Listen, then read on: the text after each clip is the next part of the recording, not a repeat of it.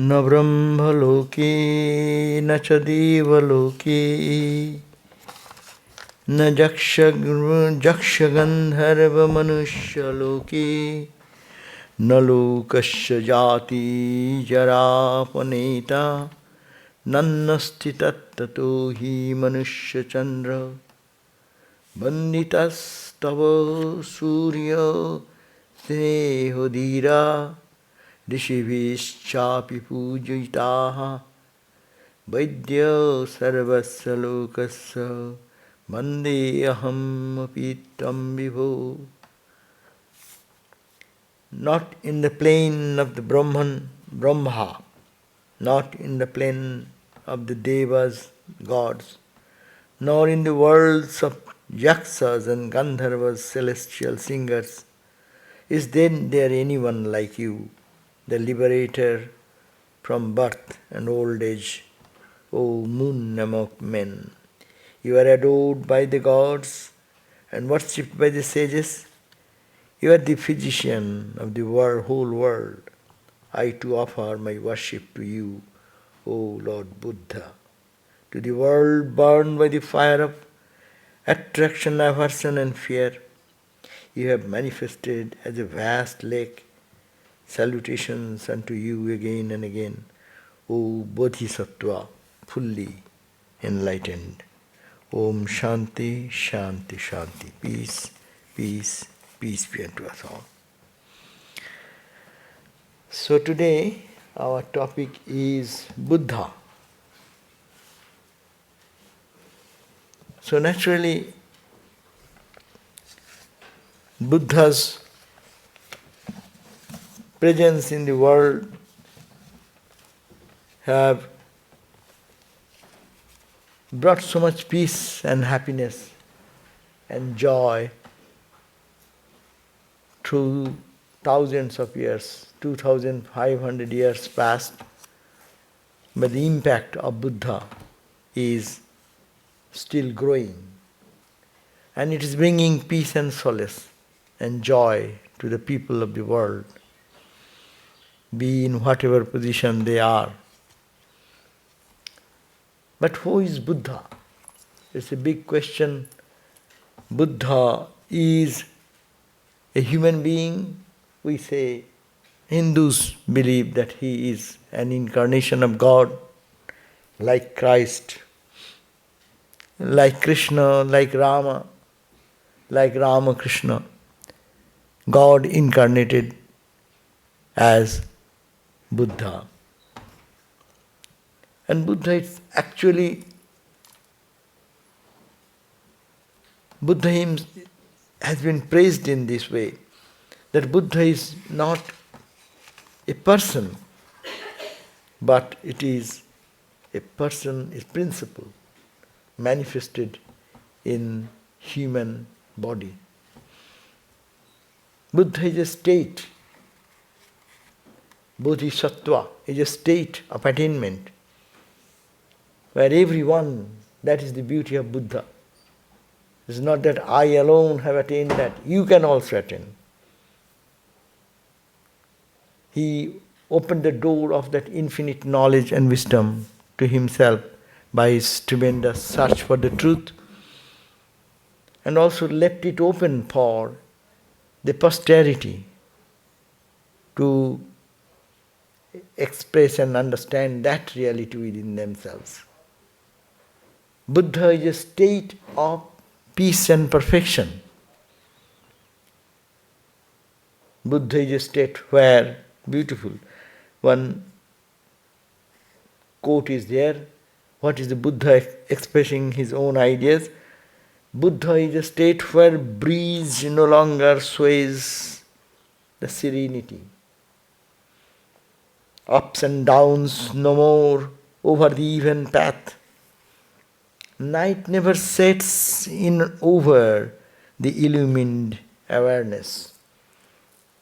Truth never eclipsed. Births and deaths are uprooted. Treasures never robbed. Grace sends down showers. Peace to this peace, this charity. Love greens the desert. Thereover I am seated, crowned by eternity.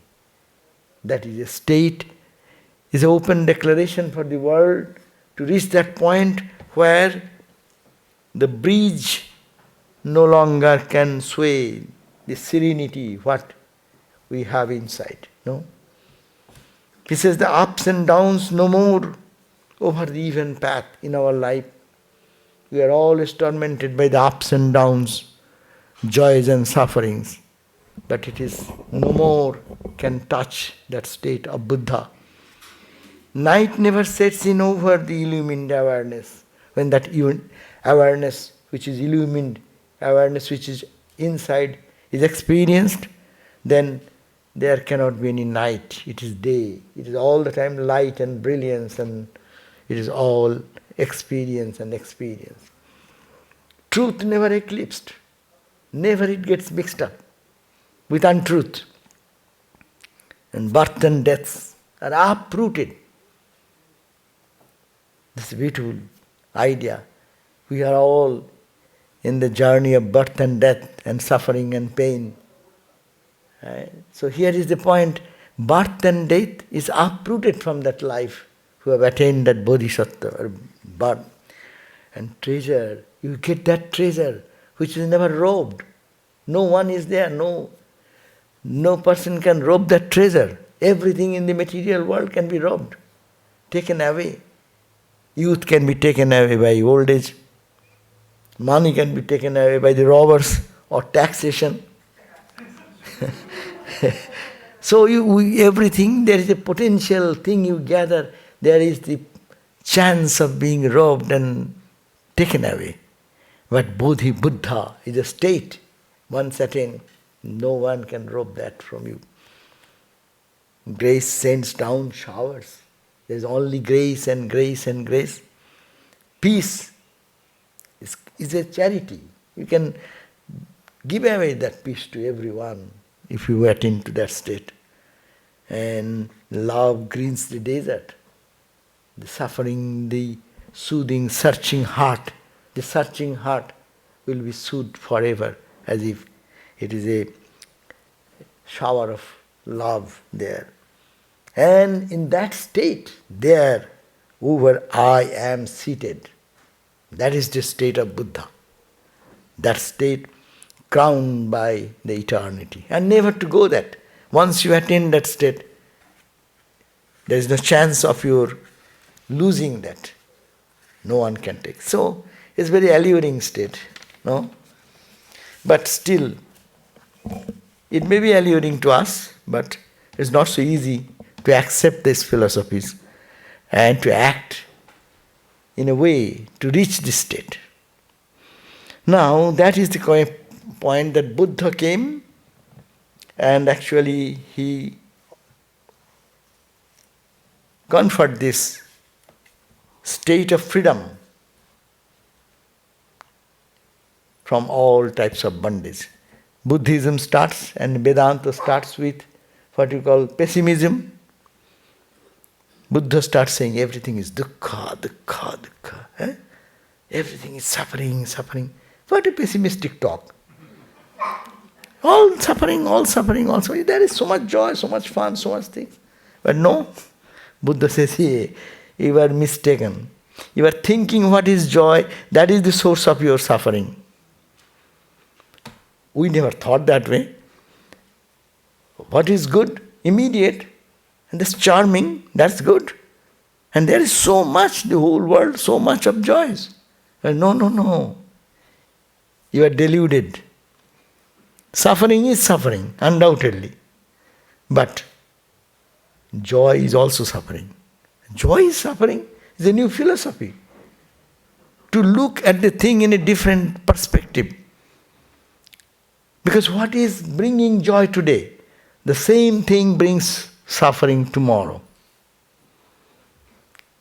Given good example, you like ice cream and can take so much of ice cream, you like it. And this joy of having ice cream brings the suffering of cholesterol. And then you stop.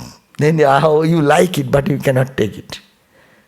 So what apparently seems to be joyful, what apparently brings us happiness, Buddha says, analyze, analyze, analyze. It is not so. It appears like that. But if you probe into it, you will find a different truth comes out. Then shall we cry here and weep? That's all? No, there is a way. And that is his search for the truth. As you know, he was born as a prince, and his father got his horoscope prepared. And that horoscope, the scholars, those who prepared that, Pandits, they said, this guy, this boy will be a great soul. Wherever he is, if he is in the material world, he will be the greatest king. Of course, his father was a king of that country, and he will inherit that. And if he not, he will be a great sage. He will be. And the father was scared if he becomes a monk. So who will look after his own kingdom? So he kept him in such an environment where there is no touch of sorrow and suffering. And that was protective measure so that he never thinks about suffering and gets an inspiration to renounce the life, apparent life of pleasure, and to delve into that life which will be of eternal pleasure long afterwards. But immediately you lose him. So he was so much guarded. But as Providence wanted, what happened? That he had to experience through these three things he saw. We see every day in our life, but we don't see. We think it is for someone is suffering, sick, oh, it is sickness, I am okay. Someone is dying, oh, that man is dead, but I will be here for eternity. We may sometimes sympathize, aha, this person is gone, we miss him, this, that. But regarding me, I will be here. So that is confirmed, as it were. So this is the death, disease, and another thing is old age. As we age, you see, it is no more the youthful body. Aches and pain starts, and then this operation, that operation, this connection, this dissection, all these things go on through the body, and then where is the end? So Buddha saw these three situations, and he was not satisfied with it. He found a big question, a big crisis in life. Crisis of my identity, my being here, why I am here. If that is the goal, ultimate goal is death. And for what? We are all struggling whole life. All this accomplishment, all our efforts will ultimately end into that condition of just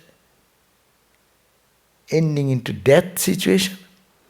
That actually bothered him seriously. And he also saw a monk whose life is carefree. He does not have any position, but he is free, and his face so shines like a illumined soul. So these three things, we look at the life, only one side of it. We sometimes try to hide the darker side of it. But as a student of life, experimenting the life, we should have to be open to it, to understand what is life, what life gives us, and what opportunity we are missing if we don't analyze this way and try to solve the mystery of this coming and going, this suffering and pleasure. Of course, coming and going, of course, Buddhists will accept, maybe others may not accept, but Hindus and Buddhists accept that rebirth, coming and going, again and again. It's a terrible journey, and we are going through it, and what we are all expecting, we are expecting something permanent. But this permanent thing cannot be achieved in name, in power, in fame, in position, in acquiring wealth, prosperity, or kingdom. Nothing can be a permanent entity here. This is the analysis of life. And because of that we should not have to cry and weep. That is the boldness of Buddha. Yes, it is so. First analyze, life has both aspects.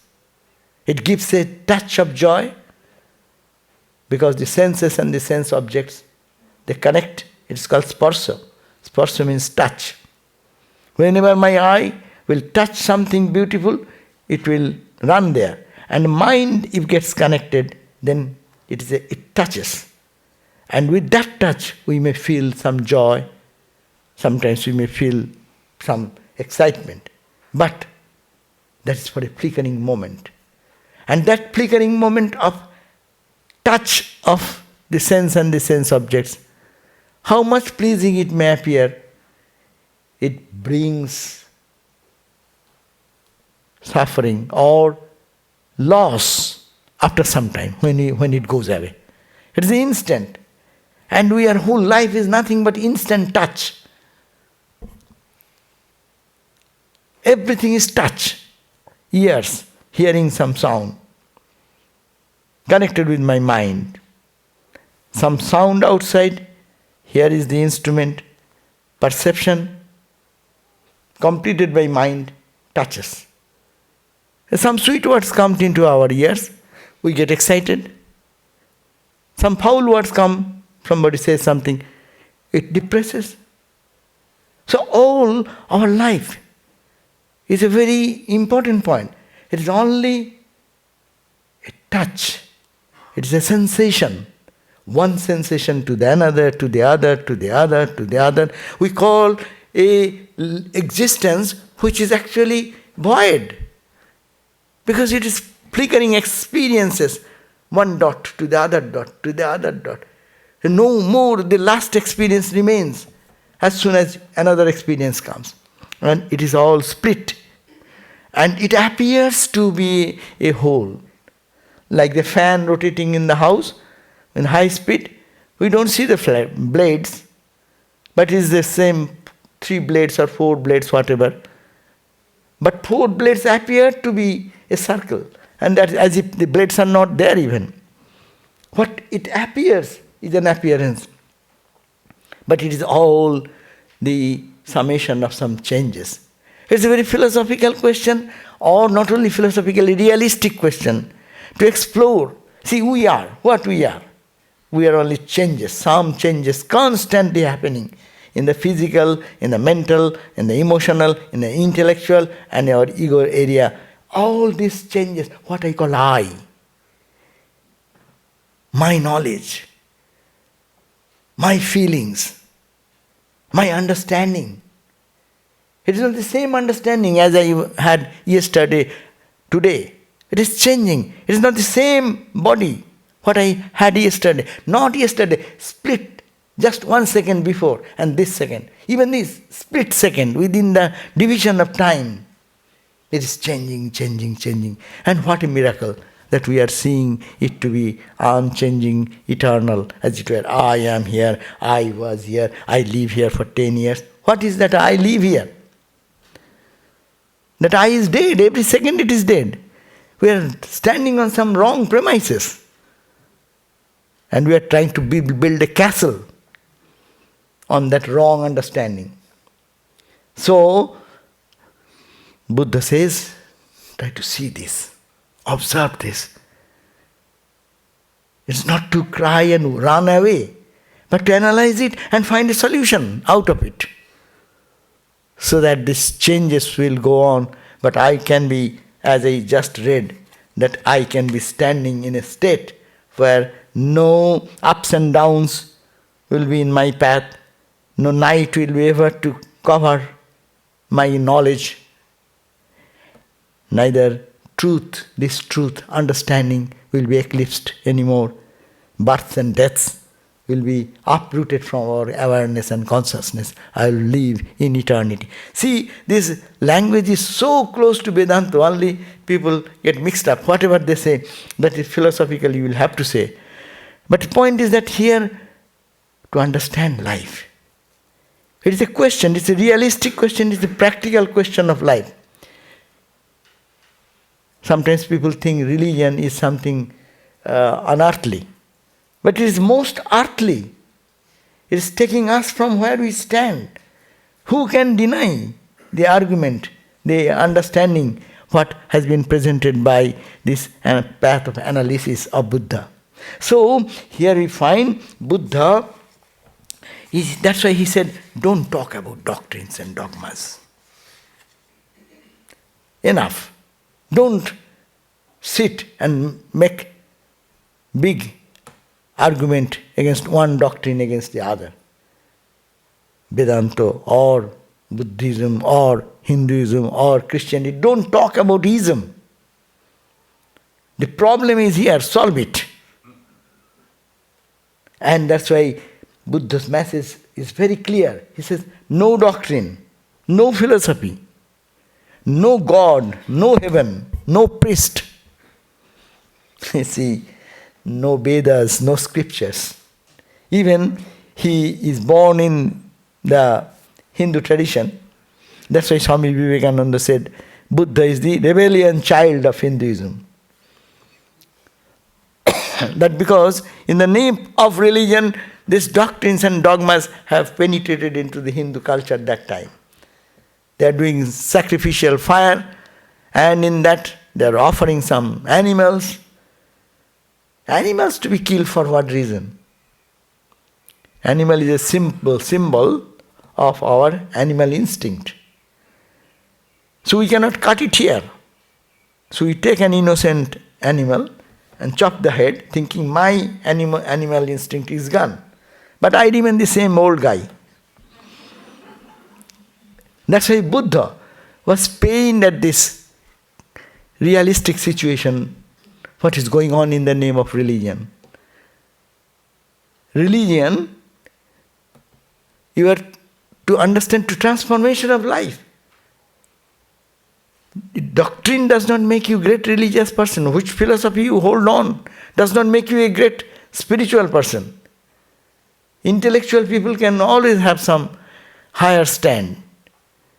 And India was going to that scholastic idea about this analysis. And who can be conquered by greater argument? It is a logic. It is a logicians, bad play of words of tricks. As in the law, in the court of law, in the courthouse, the lawyers debate. Putting argument, knowing fully well that man has killed this person or did something wrong. But the lawyers are there on both sides. So the India became a lawyers' club then, that time. They started always arguing and not practicing anything. If you know that it is impermanent, if you know it is permanent or it is not, so give up. What is that knowing if it does not happen in your practical life? If you understand it is poison and you hold on to the poison and stay happily drinking the poison more, what is the use of knowing? Better don't know it. So the religious, the spiritual tradition of India, the high spiritual values have been lost during that time of the history. So the animal slaughtering was going on. That's why Buddha came with the spirit of ahimsa, non-injury, not hurting anyone by word, by thought and action. What the question of action? Not action, even mentally don't think it. And you don't use one word to hurt anyone. He went to that far. It's a realistic question. And forget God. What is the need of God here? Must be a gentleman, must be a good person, must be a loving person. Let charity and love and compassion flow through a person. And then we will think about what greater things can come in life. So Buddha, actually, that's why he did not support the idea of talking about philosophies. No God, no God even. Don't talk about God, heaven. Rather you solve the mystery, solve the problem, what you are facing, the challenges you are facing. Try to see how you can get over it. So and his message is, be a lamp unto you. Know who you are. That this state, Buddha, another place, it is said that there is an unborn, an unoriginated, an unmade, an uncompounded. Were there not, O mendicants, there would be no escape from the world of the born, the originated, the made, and the compounded. So he said, there is a state, unborn. There is no question of birth there. Unoriginated. If you say it is originated, then it is perishable. That there is something which has no origin. Vedanta says no beginning, no end. The same idea. Uncompounded. Anything in this world. Can you think of anything in the world which is not compounded? It's all mixed. A mixture of things. Vedanta will say 5 elements. Air, water, fire, etc. Is a compound which makes my body, your body, the earth, whatever we are experiencing here, made of this combination of these elements. So, if this is the truth, there is a truth, uncompounded. It is not made with other elements. It is only absolute that something is there. So that is the state we need to go. Therefore, you need not have to follow any rituals or any priestly, we are not to follow the priestly injunctions. So he, in one stroke, avoided all these things and tried to hit the point straight that there is suffering. And 4 truths, as you all know. First truth, there is suffering. Suffering is there in life. Anyone here disagree with this point? Well, someone say, I do not know what you are talking. Is there suffering? What is suffering? I don't know. Is there anybody in the world will disagree that life has suffering? I think only a mentally deranged person or a spiritual person. These 2 people can say, yes, I do not know what is suffering. But for all of us, it is a fundamental truth, there is suffering. And if there is suffering, is there any way out? Yes, there is a way out. Is there any path to follow? Yes, there is a path. So, fundamental point is that to diagnose the disease of our life, the problem of our life, and then find a solution of it, apply the medicine. You go to doctors, what they do?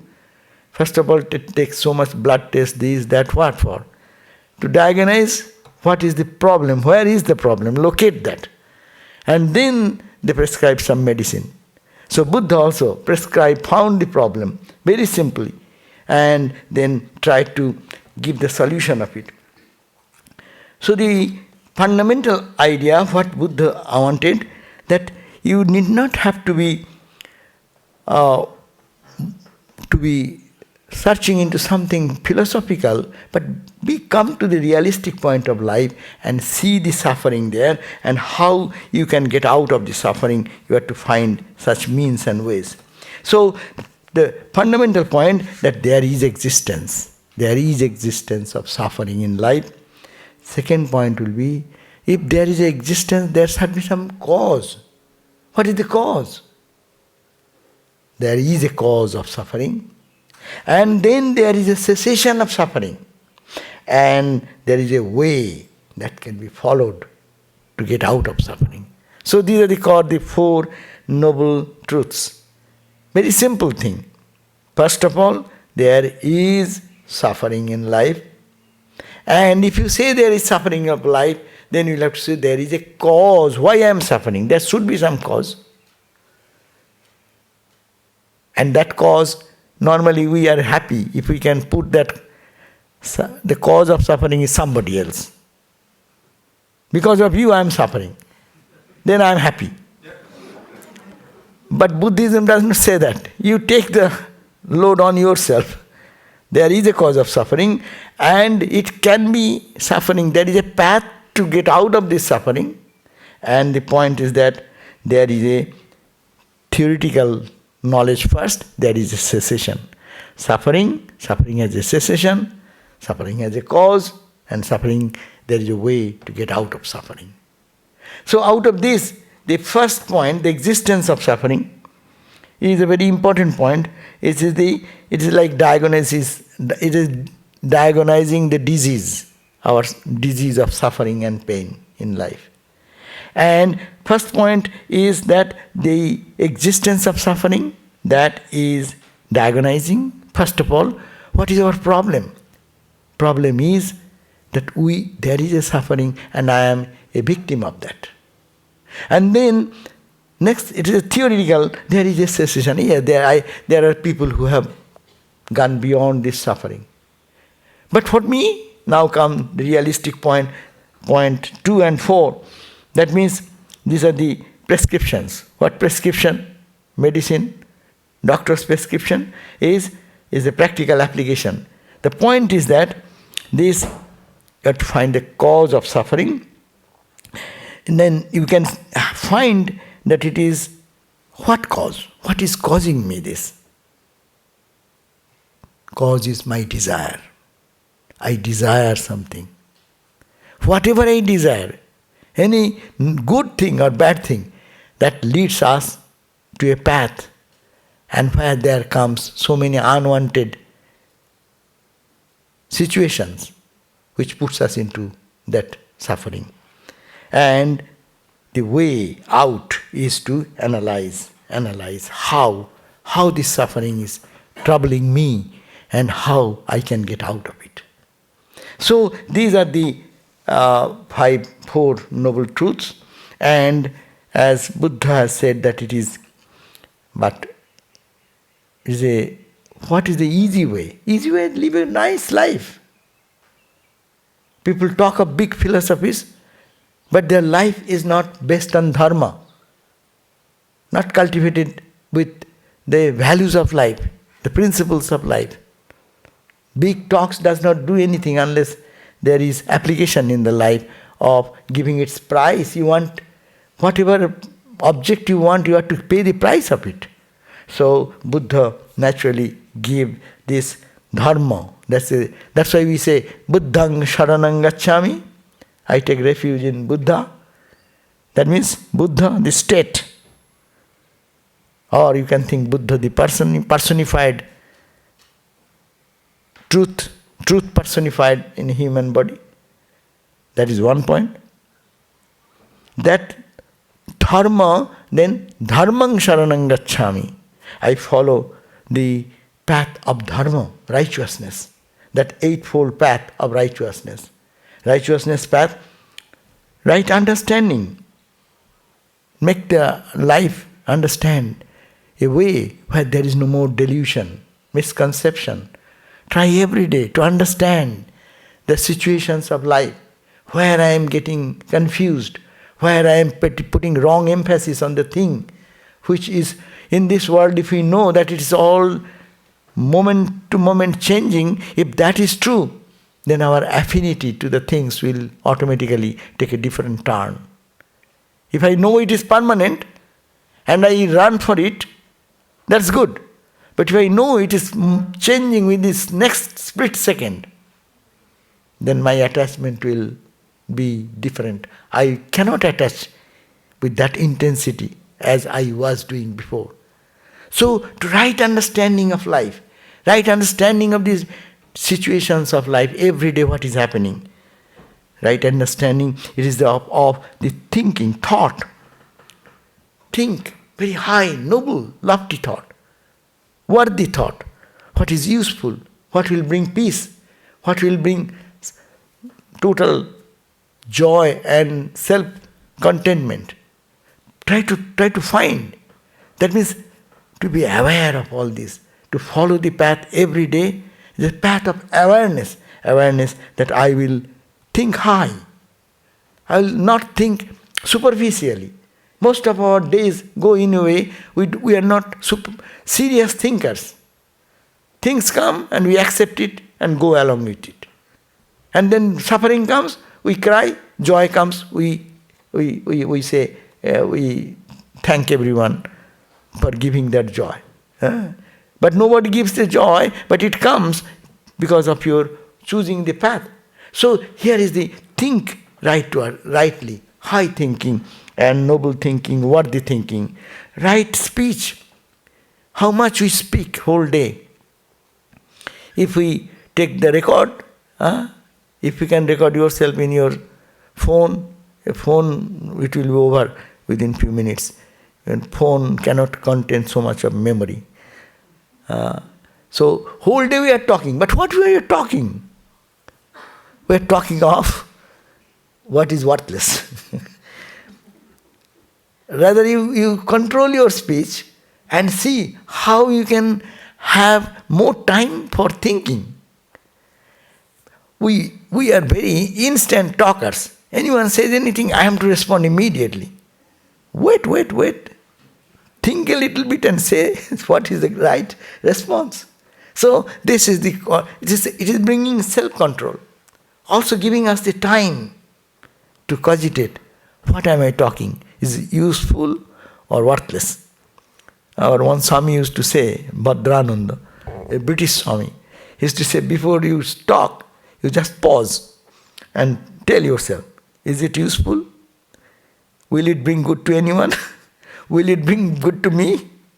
First 2-3 questions you put, then you will see how much you can speak. It will make you automatically check yourself that yes, am I speaking? Yes, is it useful? Useful to me, useful to anyone. Or if I say, will it be beneficial to anyone? And is it bringing a situation of peace and harmony?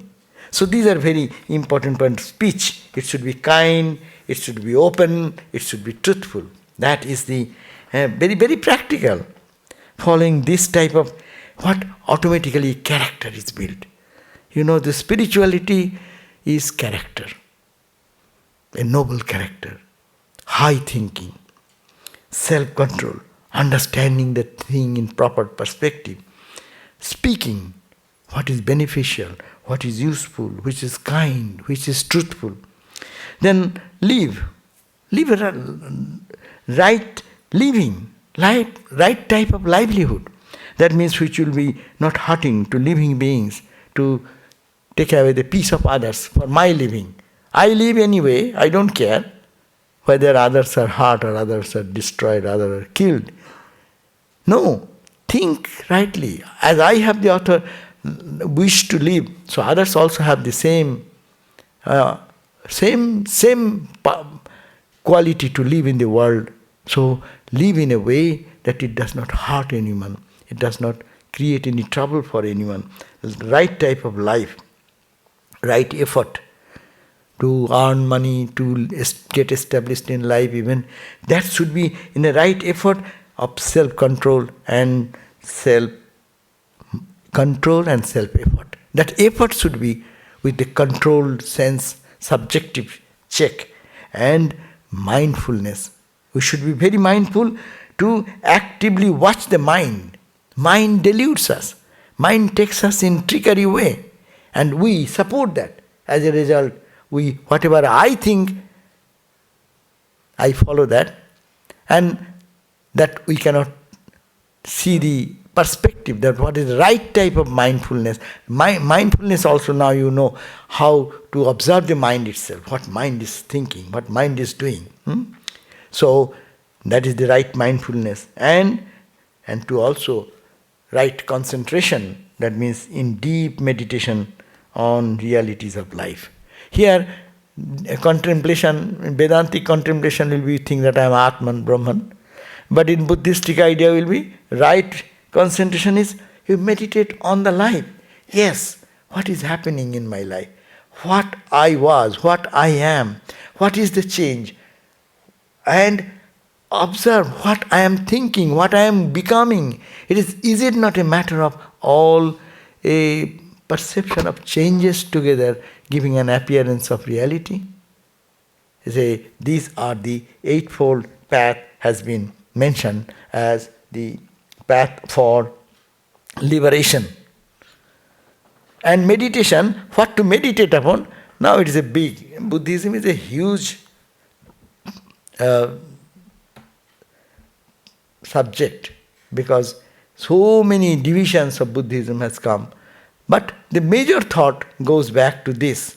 One is the path of analysis, another is the path of, that is called the Mahayana and Theravada. So these are the two divisions mainly.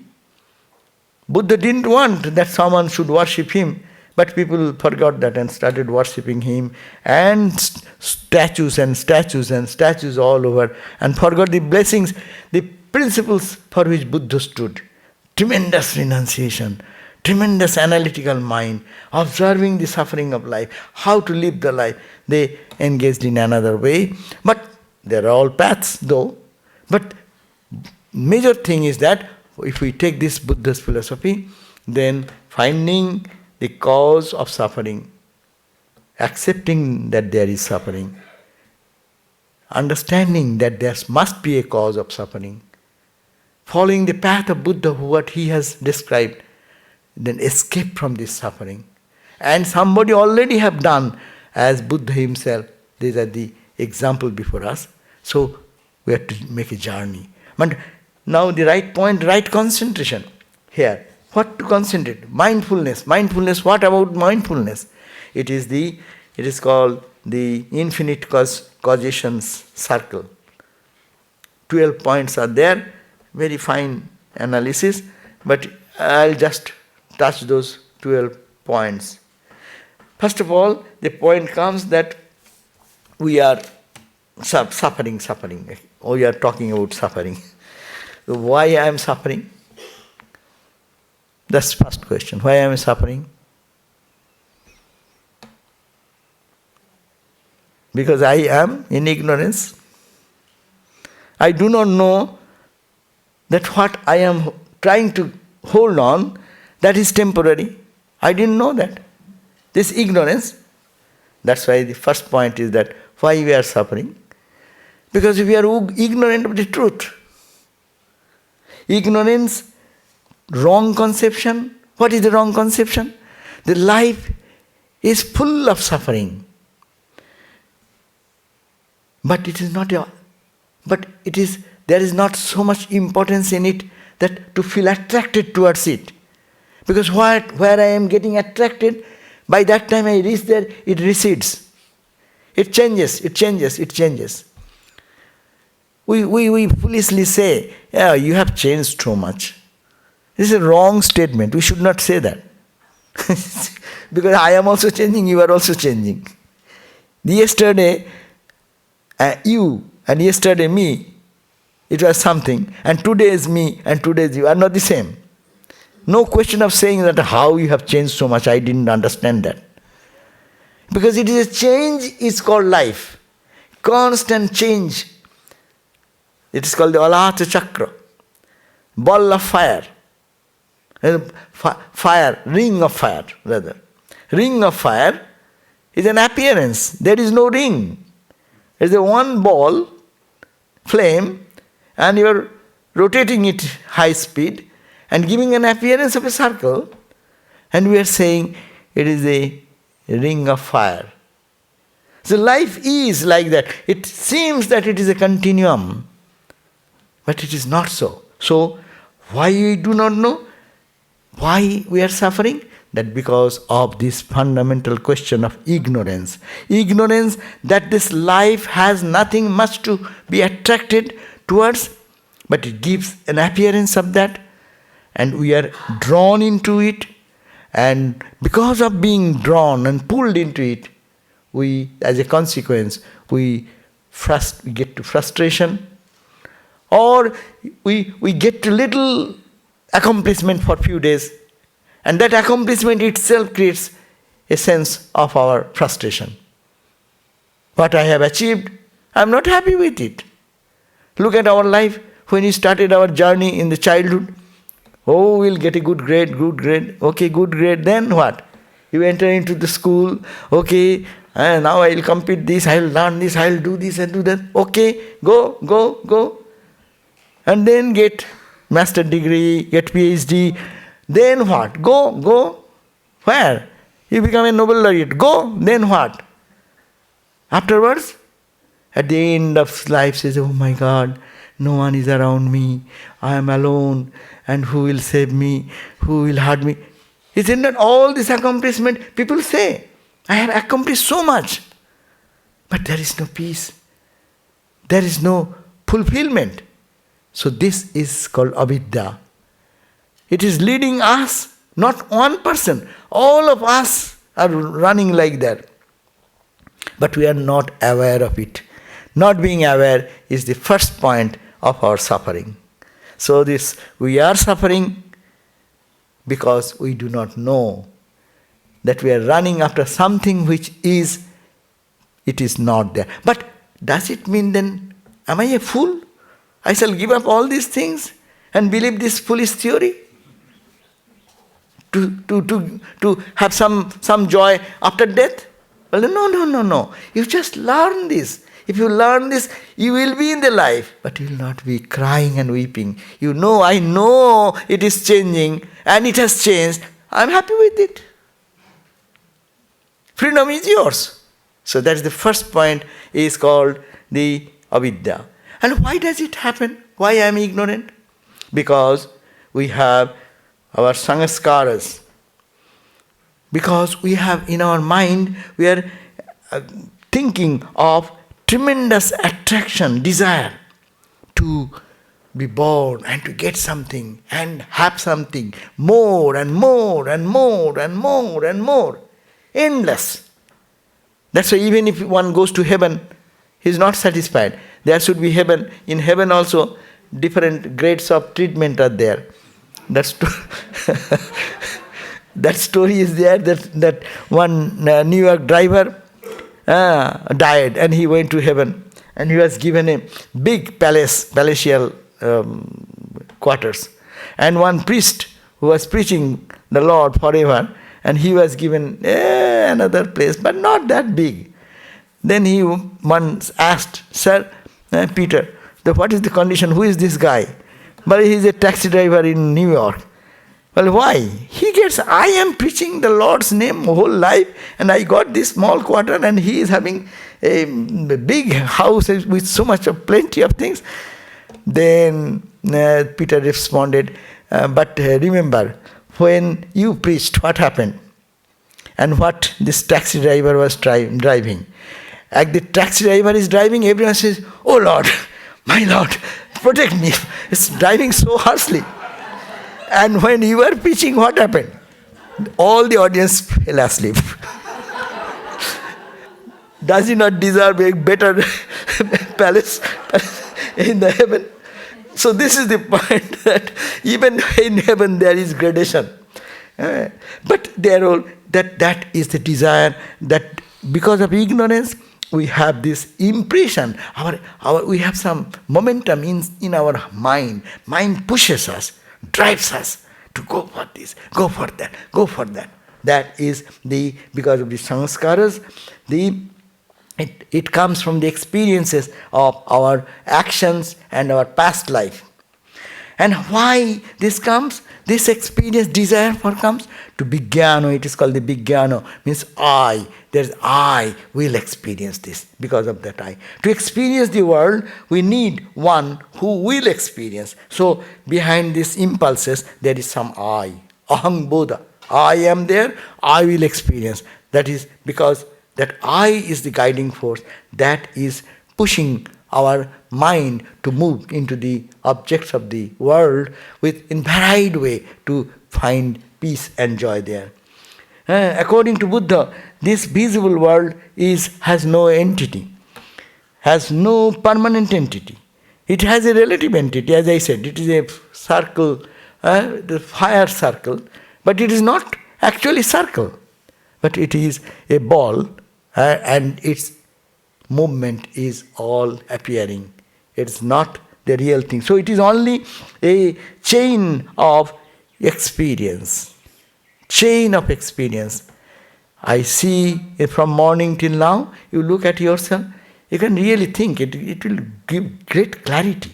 From morning till now, your ego, aham bodha, that is the knowledge. Knowledge comes because I am there, object is there, and that I am experiencing.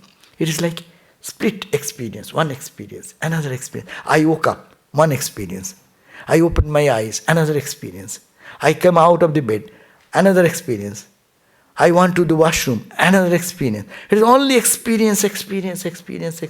And I, somewhat, is getting into this and pushing us to do this, to do that because of the desires. And then, why this I is functioning? Because I wants to experience something, and what is experiencing? We are experiencing only name and form. I am experiencing the whole universe. The universe is what? It is nothing but one name and one form. Say, you can name any person, it's a name. And name is related with the form. Form and name are connected. A tree, a plant, moon, suns, ocean, whatever you say, it is only name and particular form. So name and form, this ego, to perceive this name and form is attracting us. And in the plan of Buddha's planning, it is called the Vishwa Pravaha. That means the flow in the creation, the world of creation. That means here the ego is trying to connect with the object of name and form. But how this perception happens? Perception happens, it's called six ayatan. That means there are 6 entities. What are the 6 entities? Your 5 senses and your mind. External name and form is here. But if my eyes don't see it, my perception goes away. If mind is not connected with that, perception is not possible. So there will be some object, there should be some subject, I, and with the knowledge, with the help of the 6, means 5 senses, eyes, ear, nose, tongue and touch. These 5. And its ruling personality is the mind. Connecting with that mind, it gets a touch. And this is called the 6 Ayatan, means its English name will be what? 6 entities which gives us the perception and connection with the world. And now as a result, my mind helps my senses to touch the sense objects, and as a result, what happens? I get a touch of that joy. If there is food, that will not do. If my tongue is here, they are separated, it won't work. You have to touch it. And even if you touch, your mind is necessary. You are thinking something and you are having a delicious food in your tongue. You do not know whether it is delicious or it is not. So, with the help of the mind and the senses, the external object, when they touch each other, then we have some experience. And that experience is the experience of joy we feel. But it is flickering. Every second it is flickering. So that gives us, once I tested it, second time I want to test it. It is called the thirst. A thirst grows in our mind. Oh, I know it is good. When you go to restaurant, you order something. Wow, what do you order? What you have experienced one special? You remember that, okay, and you tick mark that one. So it is that thirst remains in the mind, that I want to test it again and again. And as a result, that creates the foundation of the rebirth. This life I have experienced, I am not completed with it, I want something more to do, then I go for another, and another, and another. And that's why there comes the desire to be born. That is the 10th point. And as a born, then birth in the world happens. And as it happens, birth leads to growth, disease, decay, and death. So this cycle is going on because of this 12 very important point. But it is to be understood that the world is a something and we are perceiving it as something else. So Buddha says to be wise enough to understand life and to find a way out of it. That's why it is all emphasis on yourself. No priest is necessary here. No scripture is necessary. Anyone can sit and analyze their life and try to find out what is this life, how I am every day experiencing things. Senses, if I am blind, this world of vision will have no attraction for me. We are having with eyes, we are so much attracted to the different things. Even the eyes are there, a mind goes away. Some people lost their mind, dementia we call. They have no experience, they have the experience but they cannot keep it in their memory. So this experience is going on because of this one important point if I remember, that our all experiences are happening because there is some object, there is the eye, and my mind is there associated with the sense, and sense perception touches them, and I feel immediately when the touch happens, there comes my joy, or there comes my suffering also. If I put my finger into the fire, it is the touching the fire, mind attached with it, immediately its suffering will be felt. Have a nice experience, touch it, you have the good experience, but it is flickering, it is not permanent, it is not steady, it is changing. So shall we live on changing, or we can, if we understand it is changing, we will not be attached to anything, and that is the freedom. And that will give us liberation, where any good thing happens, it will not touch us. Any bad thing happens, it does not touch us. Because it is all having in the sense experience with the mind and the sense objects, nama rupa, name and form, and the ego perception with the help of the senses, touching it. Our whole life is nothing but experience. One dot of experience, another. Life is nothing but a summation of all these touches. And let us touch, but at the same time, know that it is flickering, it is momentary. If it is momentary, so don't get attached. If you don't get attached, no one can give you any suffering or pain. You are free soul. So this is, in brief, some ideas of Buddha. It is such a big topic, then you can think and read more. Main thing, get out of the suffering. Thank you.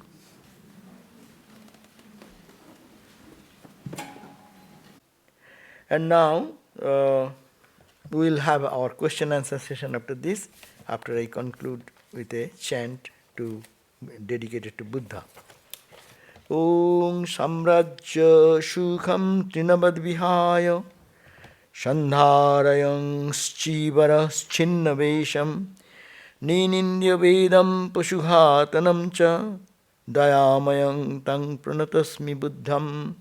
Om Shanti Shanti Shanti. Buddha, who renounced the happiness of a kingdom and living it as it were a blade of grass, who wore the ragged garb of renunciation, who denied the authority of the Vedas, and who denounced animal sacrifice, that compassionate Buddha I salute again and again. Om, peace, peace, peace be unto us all.